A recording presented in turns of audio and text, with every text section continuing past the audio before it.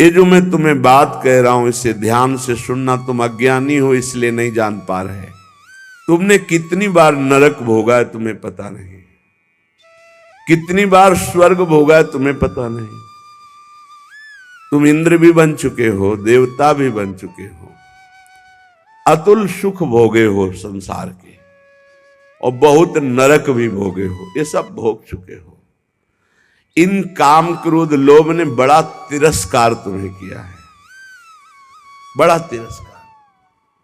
अंदर से देखो, जो काम के गुलाम हैं, अंदर से देखो कैसा ये नचनी नाच नचाता है, कैसा ये तिरस्कार करता है, पागल श्वान की भांति घुमाता है। गोस्वामी तुलसीदास जी ने लिखा है, पद सिर त्राण बजे, जूते पड़ते हैं सिर पे, फिर भी इसको समझ में नहीं आता। ये काम क्रोध लोभ मोह मद मत्सर ये दुर्गति किए हुए जीव की है, फिर भी इसको समझ में नहीं आता।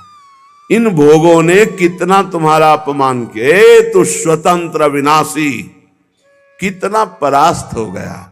चरणों में झुकता है सिर्फ काम संयोग के लिए, कसम खाता है कि आपके सिवा मैं किसी से क्या क्या दैन्यता, अगर ऐसी दैन्यता गुरुदेव से कर देता तो परब्रह्म की प्राप्ति हो जाती। आप बोलो, आप कहो तो अभी प्राण त्याग दे, आप बोलो अभी प्राण त्याग दे, त्याग देते हैं।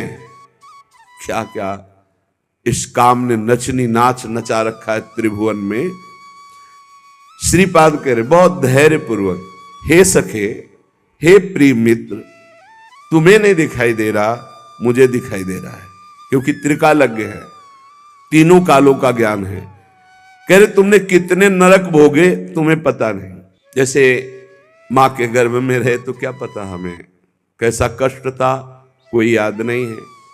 ऐसे कितनी बार तुम स्वर्ग गए तुम्हें पता नहीं। अर्थात स्वर्गिक सुख, नारकिक दुख, इनको तुम बहुत भोगे हो।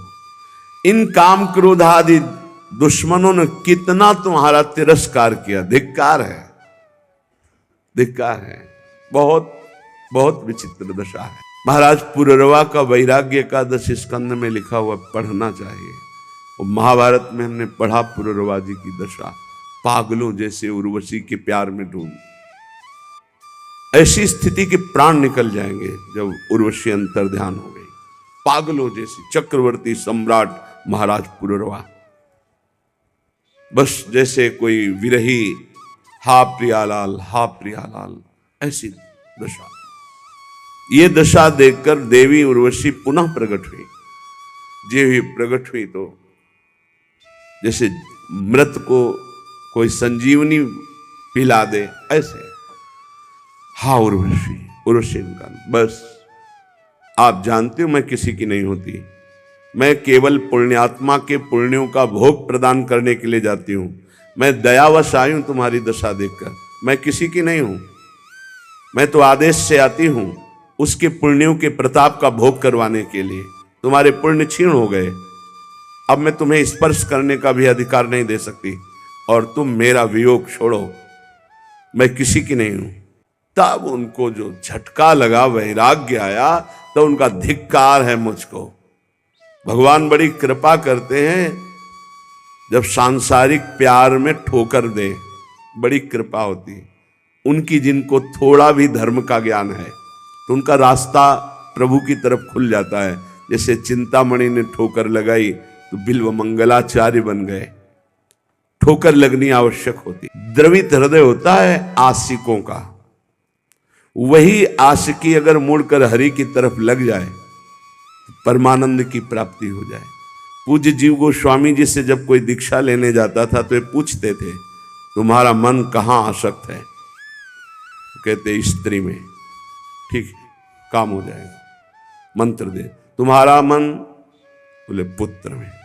हाँ ठीक। एक आए धनी, कुछ भेंट रखी और कहा शिष्य बनना चाहे, तुम्हारा मन कहाँ है? बोले किसी में आसक्त नहीं है। बोले हमारे लायक नहीं हो, काशी जाओ, वहां किसी ज्ञानी की शरण लो, हमें तो आशिक चाहिए, मोड़ना है। आसक्ति को मोड़ दिया, जो पत्नी में है, पुत्र में है, माँ में है, पिता में है, शरीर में, भोगों में, वैसी थोड़ा प्रभु में हो जाए, निहाल हो जाए जीव। कहते तुम जरा सोचो, सब बैठे हो, सोचो जरा कैसा तिरस्कार करते हैं काम क्रोध लोभ आदि। आप गिड़गिड़ाते हैं, आप चरणों में गिरते हैं और वो रौंदता है काम। वो तुम्हारे तनिक भी सम्मान की बात नहीं देखता, वो तुम्हें बार बार गिराता है, बार बार पतित करता है। तुम्हें कभी इस विषय में अहम जागृत नहीं होता कि मेरी कितनी दुर्गति हो रही, मैं कितना नीचे गिरता जा रहा हूं, मैं कितना नीच हो चुका हूं। कभी इसमें अहम जागृत करो कि अय काम तूने बहुत परास्त किया, अब मर चाहे जाऊं तुझे स्वीकार नहीं करूंगा।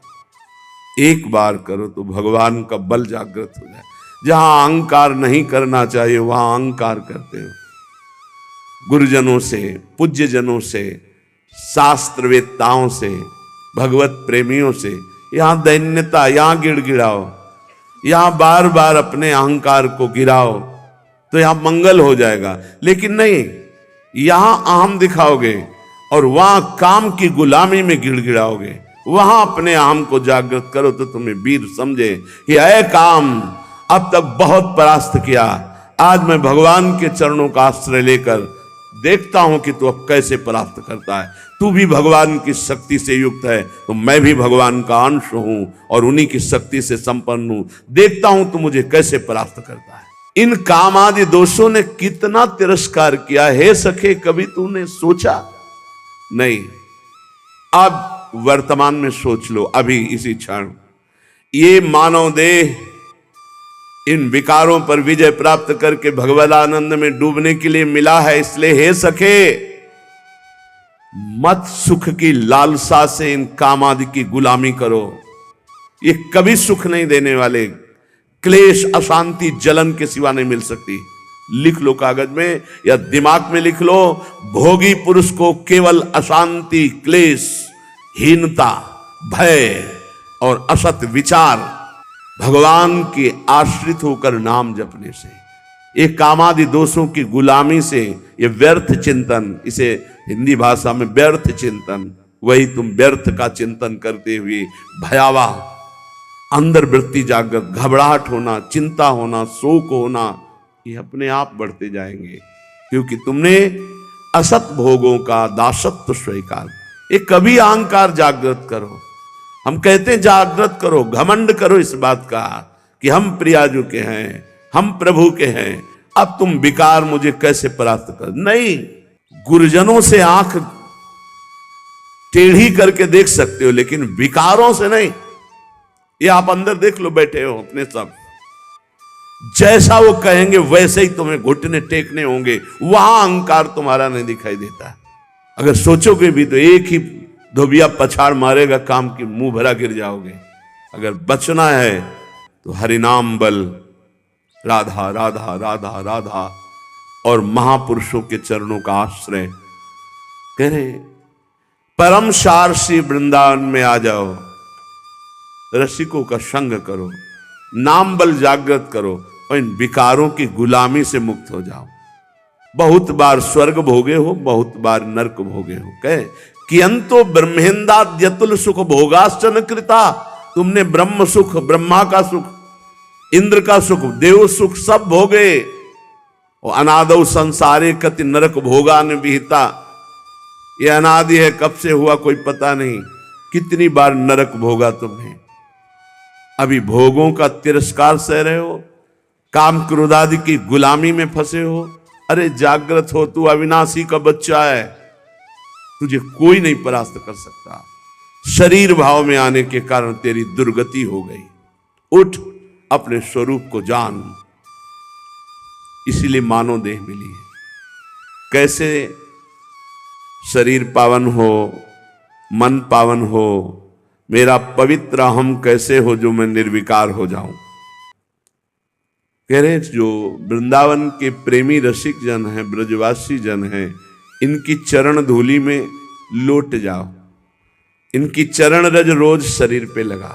बहुत बड़ी वस्तु है ये वही पकड़ सकता है जिस पर श्री जी की अहेतु की कृपा है।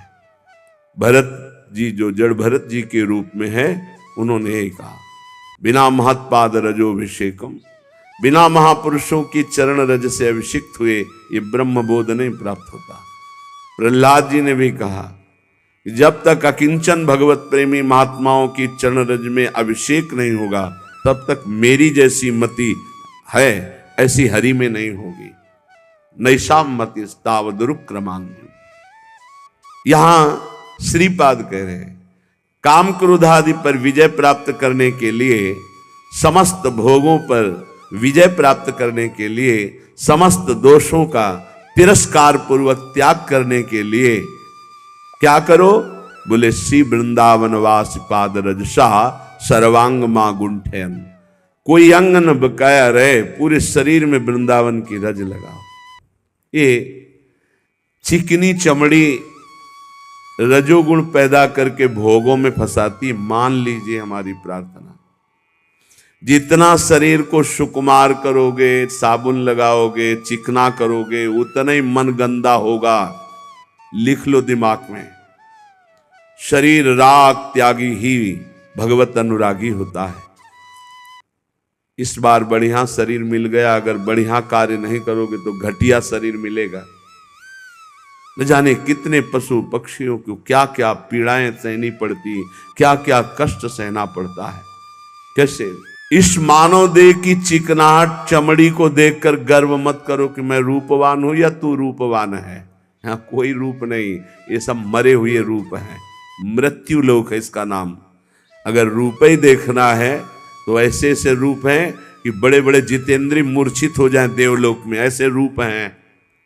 और देवलोक भूलोक रसातल सुनि कवि कुल मति डरिए, सहज माधुरी अंग अंग की कई कासो पट तरिए। देखो माई सुंदरता की सीमा। आओ इधर देखो रूप, लालजू का लावण्य देखो, प्रियाजू का रूप देखो। श्री वृंदावन में कम उज्ज्वल तमम पश्यन समस्तोपरि। पश्यन देख बा माधुर्य रस की वर्षा करने वाले श्री राधिका कृष्ण योग श्री श्यामा श्याम यहां बेहरण कर रहे। इसलिए मेरी बात मानना, वृंदावन की रज को एकत्रित कर लो और स्नान के बाद रोज लगाओ। हमारी ये बात मान लो, ये जब तक रजकण शरीर में नहीं लगेगा तब तक विषयों पर विजय प्राप्त करना बहुत कठिन है।